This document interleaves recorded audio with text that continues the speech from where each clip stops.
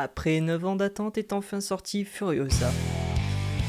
Préquel du film Fury Road dans lequel on suit la guerrière de la route, l'impératrice Furiosa. Un film réalisé par monsieur George Miller, jeune homme de 79 ans, qui a entre autres réalisé la saga Mad Max Fury Road évidemment, ou encore le film Happy Feet, ou bien Babe 2.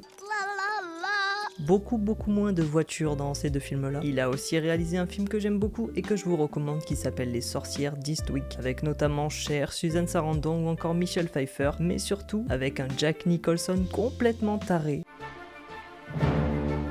Jack Nicholson quoi, un réalisateur qui en plus de faire autant des films de bourrin que des films pour enfants est décrit par son équipe technique comme étant une crème absolue. Si bien que sur Furiosa, plusieurs membres de son équipe technique sont même sortis de la retraite pour venir l'aider sur le film. C'est dire l'amour qu'ils ont pour le réalisateur. Donc Furiosa s'est tourné en Australie, sur la terre natale du réalisateur mais aussi de l'équipe technique, puisque plus de 850 emplois locaux ont été créés pour le tournage et le film a bénéficié de 135 millions de dollars de crédit d'impôt par le gouvernement australien. Le gouvernement australien qui voulait récupérer sa poule aux œufs d'or après l'avoir perdue sur le tournage précédent. La faute à des pluies torrentielles qui ont littéralement changé le paysage, le désert aride devenant ainsi des prairies verdoyantes, ce qui n'est pas très post-apocalyptique. Du coup, hop, direction le désert de la Namibie qui a vu pendant de nombreux mois son désert saccagé par le tournage de Fury Road. Alors le tournage de la saga sur le sol australien est une excellente nouvelle, car comme le dit le producteur, les Américains ont leur Batman et Superman, les Anglais ont leur Harry Potter et les Australiens ont leur Mad Max. C'est dire l'importance qu'ils accordent à cette saga. En 2015, lors de la sortie de Fury Road, George Miller sait déjà le futur de son univers post-apocalyptique sur grand écran. 2 scénarios ont été écrits en parallèle de Fury Road, un sur Furiosa et un autre racontant les années pré-Fury Road de Max, s'appelant The Wasteland. Pour Miller, c'est The Wasteland qui se fera en premier, avec de retour dans le rôle Tom Hardy. D'ailleurs, en 2008, avant que Tom Hardy soit casté dans le rôle, plusieurs acteurs ont été pressentis pour succéder à Mel Gibson dans la saga. Le choix numéro 1 de Miller était à la base le regretté Heath Ledger. Suite à son décès en 2008, le réalisateur se met en quête de trouver un nouvel acteur. Parmi les prétendants, Michael Fassbender, Jeremy Renner ou Armie Hammer, tous auditionnent mais un seul obtiendra le rôle, ce sera Tom Hardy, qui était littéralement en transe pendant l'audition, crachant même sur Armie Hammer pendant une lecture de scène. C'était le crachat du lava. Et le tournage de Fury Road sera à l'image de cette audition, puisque Charlize Theron et Tom Hardy ne vont pas du tout s'entendre lors du tournage, agissant dans la vie comme leur personnage à l'écran, avec agressivité. Mais revenons-en à Furiosa. Un an avant le tournage de Fury Road, George Miller fait lire à Charlize Theron le scénario de Furiosa. Directement emballé par le script, l'actrice australienne demandera même à Miller de faire Furiosa en premier. La pré-production de Fury Road étant déjà trop avancée, il est évidemment impossible de faire marche arrière. Alors hop, dans les cartons Furiosa et on verra plus tard. Fury Road sort le 14 mai 2015 et le film est un succès critique phénoménal. Considéré comme étant déjà le blockbuster de la décennie, voire du 21e siècle, remportant 6 statuettes aux Oscars, 380 millions de dollars au box-office pour un budget de 150, on peut déjà dire qu'une suite est quasiment assurée. Et en fait, pas vraiment. 9 ans d'attente, c'est ce qu'il faudra à Furiosa avant de sortir. La faute à une querelle entre George Miller et la Warner. Le problème, selon la Warner, Fury Road aurait dépassé son budget initial. Selon Miller, ce seraient les demandes de la Warner qui auraient fait exploser ce budget. Bref, une affaire de gros sous qui bloque le projet. Ce n'est pas la première fois que les studios utilisent les chiffres pour leur faire dire ce qu'ils veulent et que les films ne soient pas considérés comme rentables, car qui dit pas rentable dit pas de prime pour quiconque. À ce propos, je vous encourage à voir une vidéo de Binge Doctor sur le sujet qui est passionnante, je vous mets le lien en description. Une fois cette affaire réglée et 3000 ans à attendre plus tard, Furiosa peut enfin commencer sa pré-production. Charlize Theron reprendra son rôle, elle sera rajeunie numériquement afin de raconter la jeunesse de Furiosa sur une période de 17 ans. Mais à la suite du visionnage de The Irishman de Martin Scorsese, George Miller sent que la technologie onéreuse de rajeunissement des acteurs n'est pas vraiment au point. Alors exit Charlize Theron, Miller va devoir trouver sa nouvelle Furiosa. En 2020, Edgar Wright invite George Miller à voir une première version de son nouveau film Last Night in Soho. C'est comme une évidence pour Miller, sa nouvelle Furiosa se trouve juste devant ses yeux en la personne d'Anya Taylor-Joy.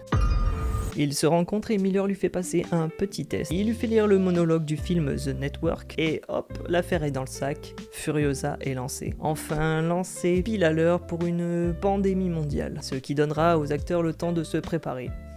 Un long moment, un très long moment. Anya Taylor-Joy est très motivée par le rôle, surtout lorsque Miller lui demande si elle est prête à faire beaucoup de cascades elle-même. Elle dit évidemment oui, elle lui dit évidemment qu'elle est prête à se raser la tête pour le rôle, et il dit évidemment non. La faute a des contraintes de planning de tournage, ce qui compliquerait beaucoup trop la chose, et aussi car il ne veut pas imposer à son actrice une telle chose. Alors une fois la pandémie terminée, il est temps de s'entraîner au pilotage. Première leçon, faire un Juicy Lift 180. Mais il y a un tout petit problème. Anya Taylor-Joy n'a pas son permis dans la vraie vie. Mais heureusement, Hollywood n'est pas la vraie vie, alors ça passe. I want them back.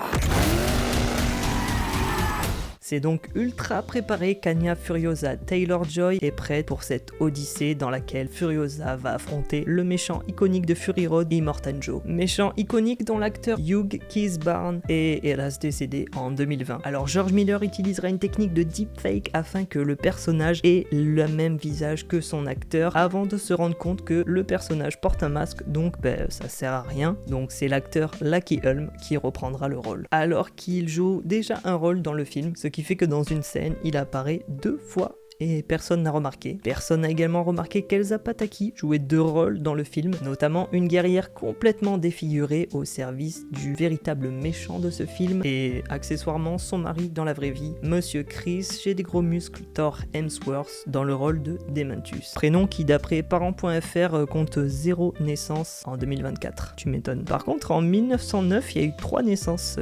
C'est quoi ta vie quand tu t'appelles Dementus? Chris Hemsworth qui a passé 4 heures par jour à se faire maquillé, coiffé, posé, un faux nez. Dementus qui a été très justement décrit par un journaliste brésilien comme étant un personnage avec la cruauté de Dark Vador et l'allure d'un Looney Tunes.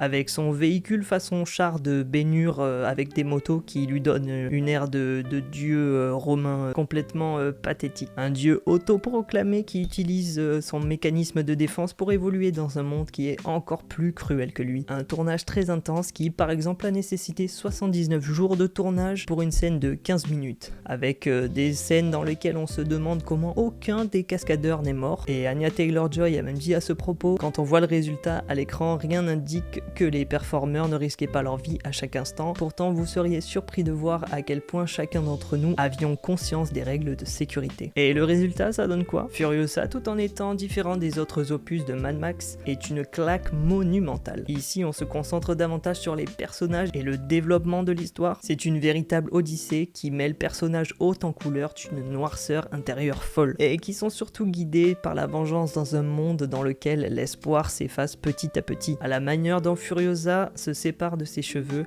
elle devient le produit du monde dans lequel elle doit survivre. Miller à 79 ans garde autant de fraîcheur et de créativité que si c'était un premier film, avec évidemment la maestria et l'expérience en plus. Chris Hemsworth est délirant de génie dans un rôle où il n'a jamais été aussi drôle, aussi bon et aussi fou, qui nous étale ses longues répliques philosophiques, contrairement à Anya Taylor-Joy qui elle est contrainte à 30 répliques au total dans le film, ce qui fait qu'elle doit faire passer toutes ses émotions par son regard. Et quel regard! L'expression « un regard vaut mieux que 1000 mots » prend ici tout son sens. J'en dis volontairement très peu sur le film car je vous invite à le découvrir par vous-même et à me dire ce que vous en avez pensé dans les commentaires. Merci beaucoup de m'avoir écouté, c'était ma toute première vidéo. J'espère que ça vous aura plu, je vous invite à la liker et à la partager. À la prochaine.